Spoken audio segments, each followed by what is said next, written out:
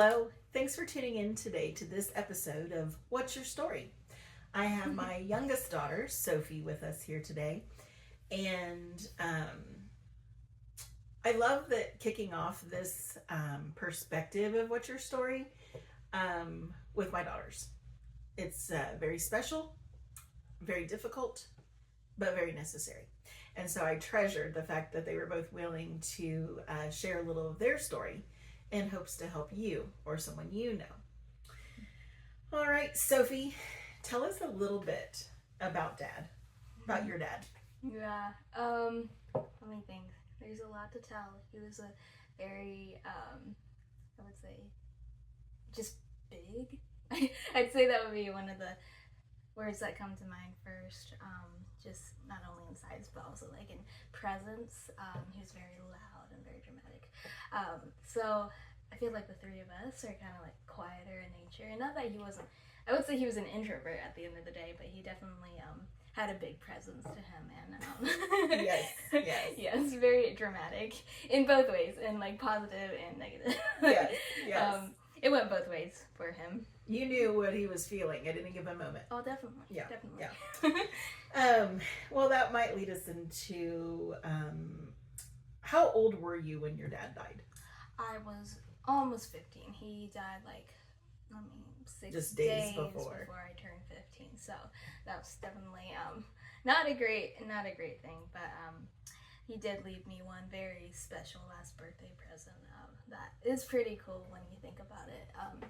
So I am an avid book reader. I love fantasy, and one of my favorite pieces of literature, well, to put it fancily, one of my favorite books was The Wingfeather Saga by Andrew Peterson, and I love those novels.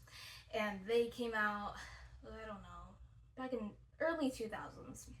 And so I was always used to the original covers, but they were picked up by a movie studio and they were turned into an animated TV series. And of course, they decided to redo the covers, I guess, to just make them appeal more to a modern audience and a fresh audience. And so they redid the covers, and I was not happy about it because once you're used to something, you're like, this is it. This is the cover. I don't want it different. We're a very traditional family. Don't like change. Yes. Yep.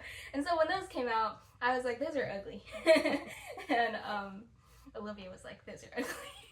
I like them better now. But basically, I read them from the library when I first got them.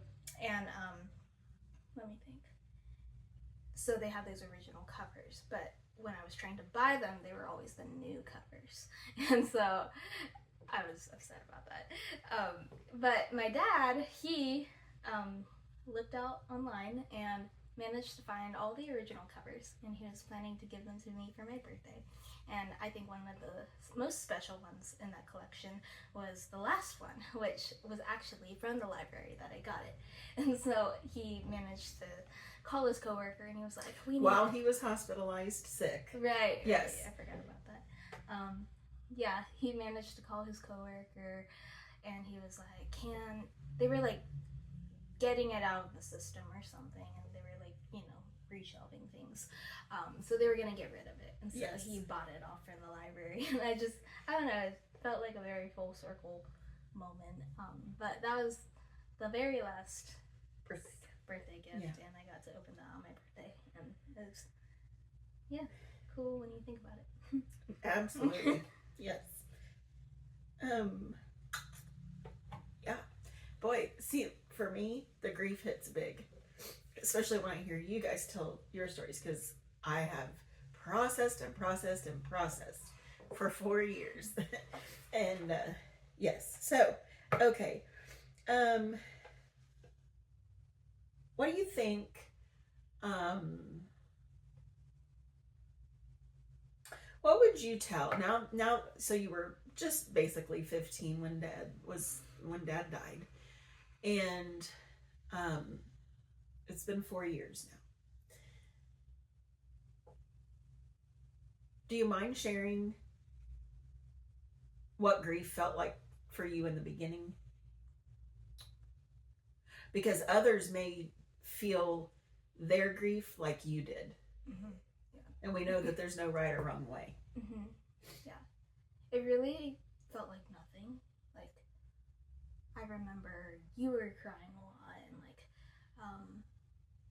even at his funeral, I like smiled and shook hands and did all those things, and I didn't really feel sad. I think it was just a You were so numb. very numb feeling, and so there were other manifestations of that stress, and but not like directly emotional, like crying all the time. And so that actually concerned me the most, because it felt like there were all these expectations of you should feel sad and you should feel this way. And I mean, if you never feel sad, I can see how that would seem unhealthy, but I also think that there's so much pressure in the beginning, like, oh, you should feel devastated, shattered, and that was one of the hardest parts about that. And it's like, the farther away you get from that loved one's death, you should feel less sad.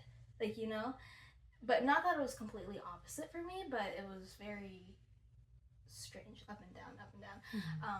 And so I think that was the biggest way it came out in the beginning, is numbness, and I didn't feel anything, and I was worried, like, what does that mean about me if I don't feel sad about my dad dying, like, Well, and I think, Sophie, some of that has to do with the fact of it was a very tragic, sudden death of Dad, and we don't have anything else to compare it to personally, but we can see now you were in shock. That was shock. Yeah. And so that's that numbness, and a little guilt that it wasn't said. And really, I mean, not that there shouldn't even have been that. No, way, but no, because that's just. But I don't know. Who knows? I remember us sitting on the porch swing, and I remember talking to you and saying, "You've got to get it out somehow. You have to get this grief out, whether it's through writing, whether it's through music, singing, playing." And you did choose a song, and we played that a lot, and I would like to hear that again. But I'm just thinking, like, at that time, it was pivotal and such God's timing that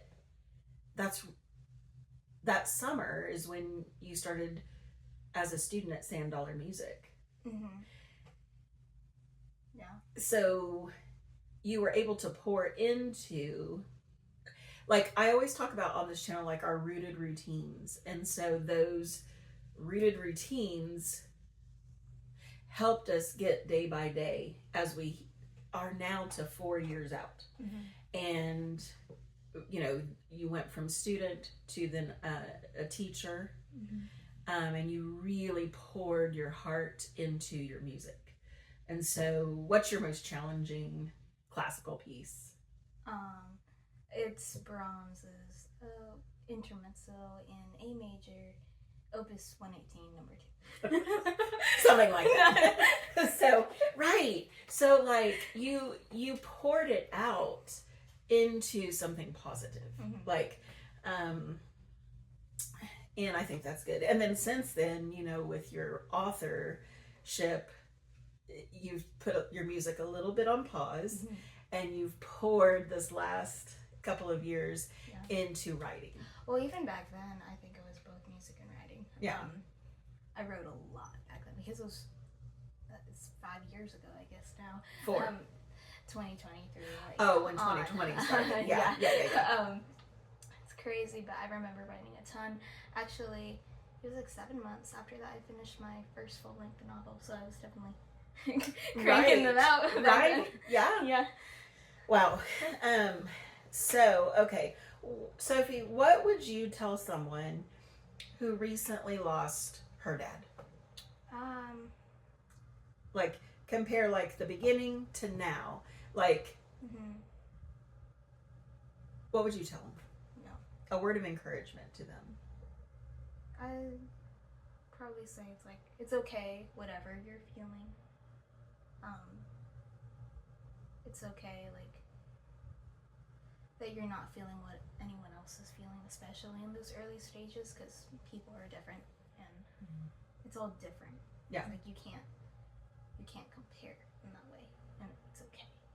It's interesting too that like Mhm. not only is the way people process grief so different from one another, but as you're trying to process, our whole world was different Yeah. without one person. Right. And we also started a lot of new activities after that. It was like, it was very different. Yeah. Like, it's not even continuing with just the old activities and tests, Right. but it was all new. Going Right. to a new school, that kind of stuff. True. Yeah. Yeah. Lots of change. It was very big. Well, okay, what's one of your very favorite memories of Dad or with Dad? I know that there are thousands, but Yeah, I know. a highlight. One of them I always remember was him taking me out to Winans. We always went, like, one of our favorite date places, like, was Winans chocolate. Not for the coffee, for the chocolate. And we always got, like, Buckeyes or, Not for the chocolate for you, but Dad liked coffee. he got coffee? Yeah. I don't remember that. I just remember going for the chocolate. We always got, like, Buckeyes, cherry cordials, stuff like that. And so we could pick out, like, 2 or 3, something like that. But whenever him and I went, that was always so fun. And I remember one time we went to this sunflower field. It was really pretty. It was like giant sunflowers with a bunch of big bumblebees. But I don't know. It just feels like a very iconic memory with him. But yeah, he always did stuff like that, and like I'm very, very blessed to have that when I think back, because not everyone has that, and not everyone has a dad who prays with you every night until you're like 14 years old. Like, Right. Not everyone has that. And, Right. Yeah. And he was purposeful in reading the Bible with you guys. When you really Yeah. so often. Yeah. And you're right, Sophie. I can remember early on when Dad died, I told you and your sister, you're right. Some people live a whole lifetime and they really don't have an opportunity. They really don't know their dad. And that wasn't the case for you and Olivia, because he loved being your dad. And so he poured himself into being a great father. So, all right. Well, do you have anything else before we wrap it up today? I don't think so. Thank you. All right. Well, thanks for tuning in to this episode of What's Your Story? And thank you, Sophie, for sharing your heart. That's our gift for you today.